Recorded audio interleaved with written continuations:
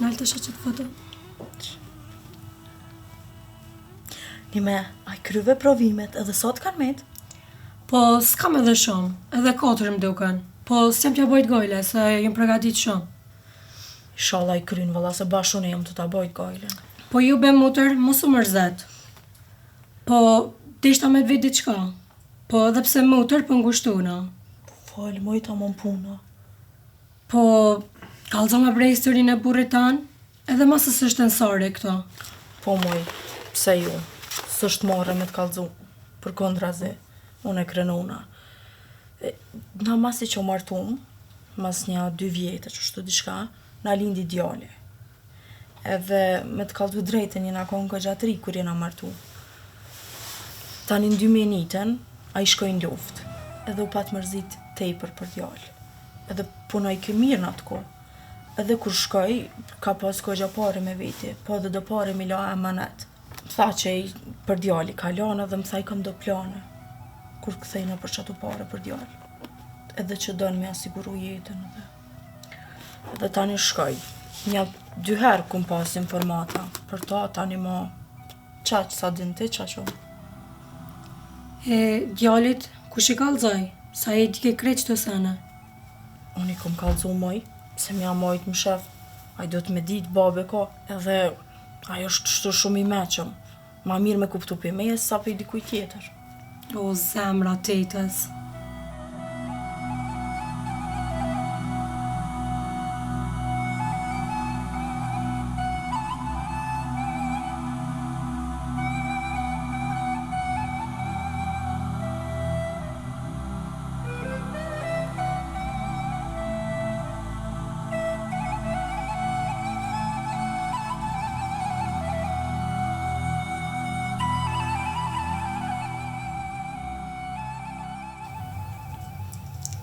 Ensar, Non, që ki diçka po mdo kësh i lodhën, i mërzitën, që ka ki kallëzën onës? s'di brenon, shumë ëndrat mira të bo. Edhe diqysh pe kam gale që sa ëndrat janë një rikujtim, po tut na po na ndodh nëjse. Mos u tëtë se kur gjë nuk në ndodhë, po edhe nëse në ndodhë veç hajri shala. Po non, për që ato nuk po larguna prej shpije. Veç me ty pënej.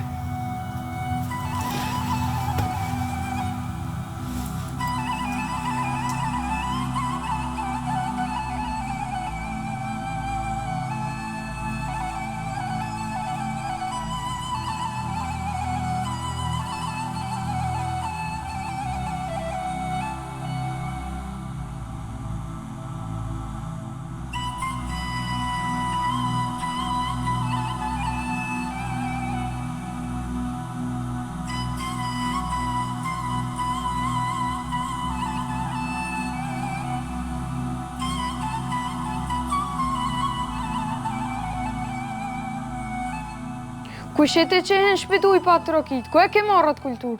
A ke i me vjedh, a ke i me bosene, halo ma të shumtume. Do të më të ardhë morre prej mikrës që e paske që ta ka folë zote, edhe prej gjatësis tonë. Unë jam... Ti kërkushi si, përderi sa je pa njofshë nuk i drejt me i mrena pa trokit. Ensar, qka ki gjolje? Ensar. Qka ki non? Kushu kë? Atë ka ardhë dhe najhera? Ensar, kjo është baba jëtë, Enise. Bob? Bob?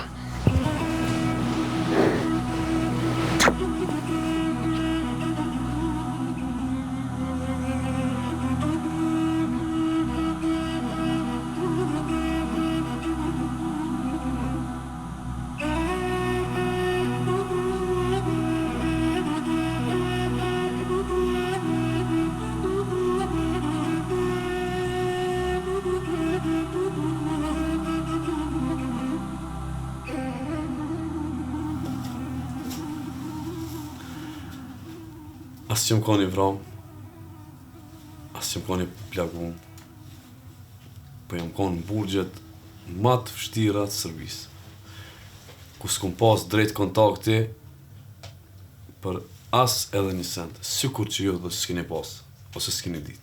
Non, m'dullën ondrat, a mu m'dullën për gëzim. Djali jam, e përshes Zotit ta pruni babën moshën tane ma të mirë. Non, shkova unë në xhami. Mashallah. Hajtë se dhonë do të vi. Ane, a jeti mirë me shnet? Mirë. Momentet kur s'jam konë mirë atë jam kalu para shumë vjetëve. Po shti mirë më shqeqer. Ju qësh jeni konë? Qysh kena me kanë, qysh to me mërzia. Kur se këm ditë për ty a je gjalla dek.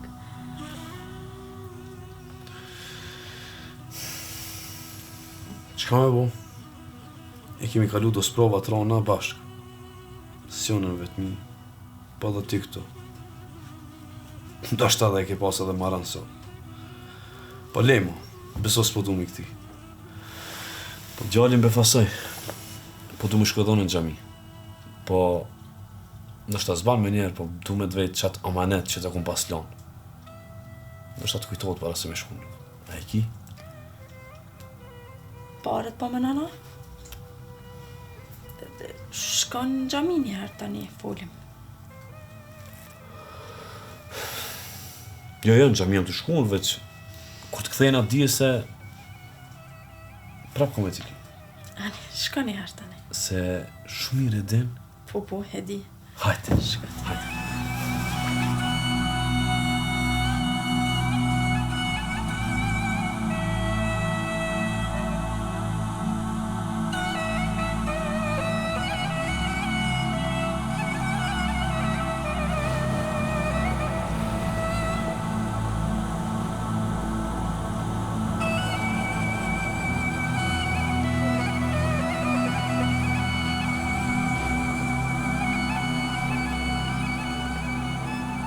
Selamu alaikum. Aleikum selam. E një mirë. Mirë, po ti? Mirën. Mashallah e paske hafazin e mire paske. Valla në kënaqi, bre. Po frike ka dal hafazë, bledhe hoxhasht. Mashallah. Po. Po, shka me pa, be? Gjallë 2-13 vjeqa i ka, fëmija është. Mobe? Po. Mashallah, halal i koftë. Po te s'ka ke i këtu ite? Edhe unë i këtu i t'jam. Ja, s'ka shans. Ti më koni këtu ite, mës me njoft këtë gjallin. Po e di mëse kejtë njerëzit e njofin këta. Një nahi e njofin.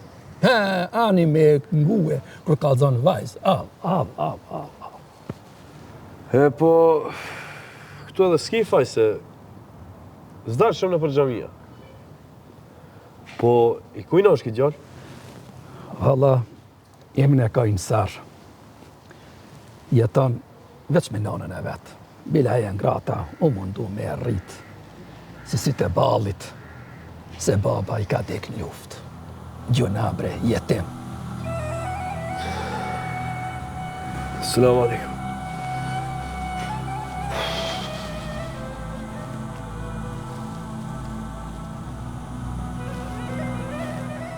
Allah, shka e gjetë bre?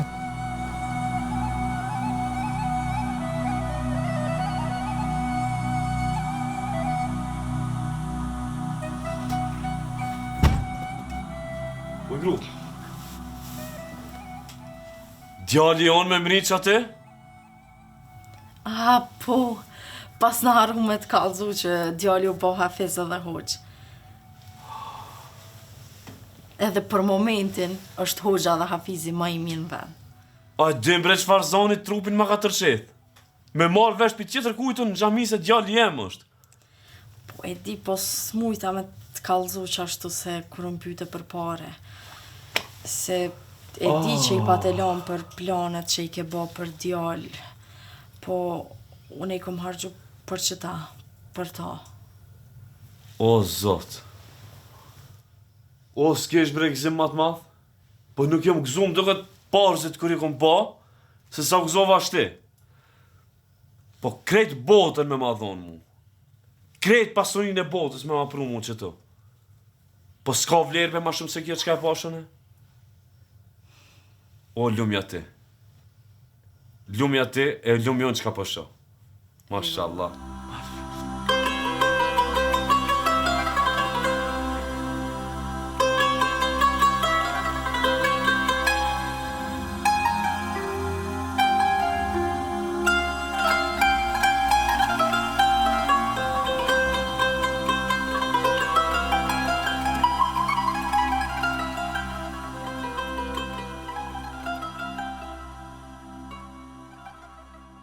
Bismillahirrahmanirrahim. Alhamdulillahi rabbil alamin. Wassalatu wassalamu ala sayyidina wa nabiyina Muhammedin wa ala alihi wa sahbihi ejmain. Falenderimi dhe lavdërimi qoftë për Allahun krijuesin e gjithësisë. Përshëndetjet dhe salavatet tona qofshin për të dërguarin e tij Muhammedin sallallahu alaihi wasallam. Nga episodi të cilin e keni përcjellur, mund të flasim rreth ngjarjes që ka ndodhur dhe në aspektin fetar të nxjerrim disa mësime për cilave mund të përfitojmë edhe ne në ditët e përditshme. Sigur që e kemi vërejtur se Islami, si fe që është e zbritnë dhe e shpallën nga ana e Allahu xhalleshanuhu, prej objektivave që i ka synon që njeriu të edukohet dhe të formohet në atë mënyrë që të jetë në gjendje me u ballafaque me sfidat e ndryshme në jetën e përditshme. Dihet se Islami si fe në realitet është një program për jetën tonë që i përfshin gjitha sferat e jetës. Nuk është fe që mirët vetëm me çështjet e adhurimeve apo ritualeve, por edhe me rregulla dhe dispozita që na nevojiten në jetën tonë. Duke u bazuar pra në ngjarjen që e kemi shikuar, vrejmë se si besimtari muslimani duke u bazue në parimet e fejes e ndijen obligim si ndaj krijuesit, si ndaj vendit, popullit në përgjithësi, se kur është nevoja për interesin e përgjithshëm, për ruajtjen e vendit të vatanit, duhet sakrifikohet edhe gjëja më e vlefshme që e posedon njeriu e që është jeta e tij, ku e vrem do thot në këtë rast, se si do të thot kryefamiljari, kur ka qenë nevoja për me ju përgjigjur thirrjes së vatanit të vendit, nuk ka kursyer asgjë, po ju ka përgjigjur duke e ndier si obligim, pra që t'i del në ndihëm vendit të tij, por normal është munduar që edhe familjen mos ta lej, do thot anash në tërësi, e ka porositur gruan që të kujdeset si për shtëpinë, për familjen, sidomos për djalin që Allahu xhalleshanu i ka gëzuar, dhe sikur që e kemi vrej, do thot atë sasi të pasurisë mallit që e ka fituar, ja ka lërë emanet gruas, e cila po ashtu si besimtare është munduar që atë porosi të burrit me e quë mënyrën apo me e krye mënyrën dhe në formën më të mirë të duhur.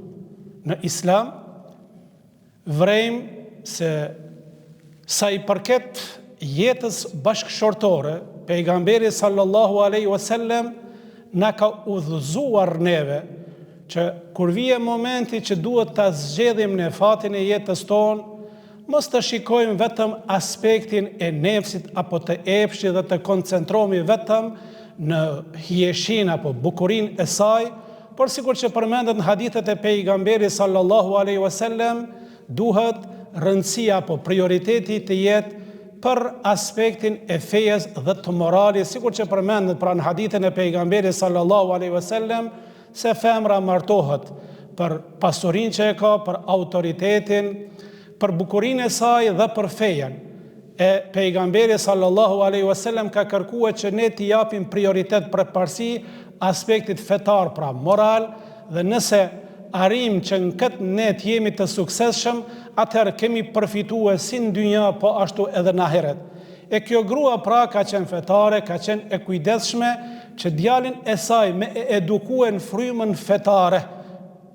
Pra, është munduar ta orientoj në xhami dhe aty fëmia i saj të formsohet apo të edukohet në frymën fetare, ashtu sikur që ka porositur krijuesi Allahu xhalleshanuhu, duke filluar me mësimin e Kuranit, që është pra libri i zbritur dhe i shpallur nga ana e Allahu xhalleshanuhu dhe është një rregullore program për jetën tonë, sikur që thot Allahu xhalleshanuhu në Kur'anin famlar, inne hadha al-Qur'ana yahdi lillati hiya aqwam, që do të thot me të vërtet Kurani na udhëzon ka ajo çka është më e mira, si për dynja, po ashtu edhe për ahiret. E po ashtu pejgamberi sallallahu alaihi wasallam thot lidhje me mësimin e Kuranit, khairukum man ta'allama al-Qur'ana wa 'allama, më i miri nga ju është ai i cili e mëson Kuranin dhe u mëson të tjerëve.